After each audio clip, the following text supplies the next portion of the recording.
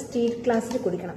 അപ്പൊ ഇതുപോലത്തെ steel glass കുടിക്കണം. അപ്പൊ സ്റ്റീൽ ഗ്ലാസ് ആകുമ്പോൾ നമ്മൾ സാധാരണ പിടിക്കുമ്പോൾ കയ്യിലും പൊള്ളുമല്ലോ. എനിക്ക് കൂളായിട്ട് ഇതിലാകുമ്പോൾ നല്ല ഇതിൽ കുടിച്ച് ശീലമുണ്ട്. അപ്പൊ ഇതുപോലെ തന്നെ ഒന്ന് വാങ്ങിയതാട്ടോ.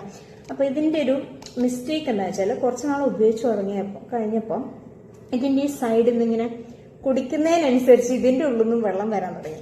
എന്ന് വെച്ചാൽ ഇതിന്റെ അടിയിൽ കണ്ടോ ഒരു ഹോളുണ്ട്. അതൊരു ഹോള് തന്നെയാണ്. അപ്പൊ അതിലൂടെ അപ്പം ഇങ്ങനെ കിരിക്കിയത് വെള്ളം ഇങ്ങനെ കേൾക്കുന്നുണ്ട്. അപ്പൊ ഞാൻ ഇങ്ങനെ കളയും. ഇങ്ങനെ ഫുൾ ഇങ്ങനെ കളഞ്ഞിട്ടാണ് വേണ്ട തെറിക്കുന്നുണ്ട്. ഇപ്പോഴും തെറിക്കുന്നുണ്ട് വെള്ളം കേട്ടോ. വേണ്ട അതാ വെള്ളം.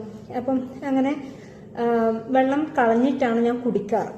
അപ്പൊ അതുകൊണ്ട് ഇതിങ്ങനെ വരുമ്പോ ഒരു ഇഷ്ടമില്ല. അപ്പം ഞാൻ ഇതിന്റെ ഉള്ളിൽ എന്താ സംഭവം എന്ന് വെച്ചാൽ ജസ്റ്റ് ഇതൊന്ന് ഇങ്ങനെ തുറക്കാന്ന് ചോദിച്ചു കേട്ടോ. ഇത് രണ്ടിന്റെയും ഇടയ്ക്ക് ആക്ച്വലി ഞാൻ ജസ്റ്റ് ഒന്ന് തുറന്നപ്പം അതിന്റെ ഒരു മേൽഭാഗം മാത്രം കണ്ടു.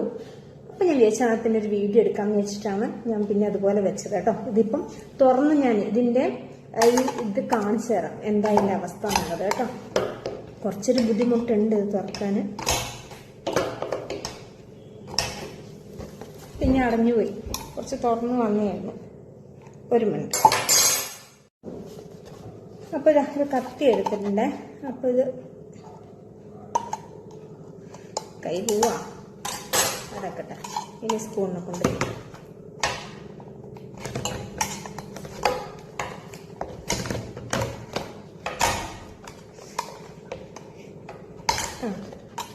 നോക്കണേ. എവിടെയെങ്കിലും ഒന്ന് പാളിയാൽ ഒരാഴ്ചത്തേക്ക് സെറ്റാണ് കൈൻ്റെ കാര്യം. അത് ഭയങ്കര പേടിയാണ്. പിന്നെ ഒന്നും ചെയ്യാനാവില്ല. യെസ് ഓപ്പൺ വരുന്നുണ്ട്.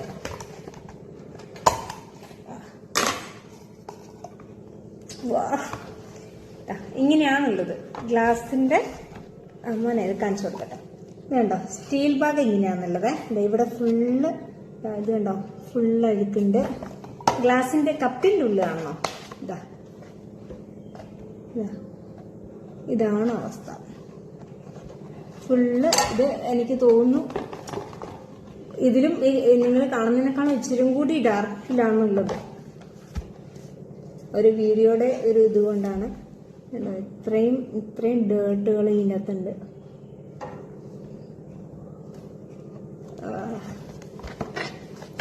ഇതാണ് അവസ്ഥ.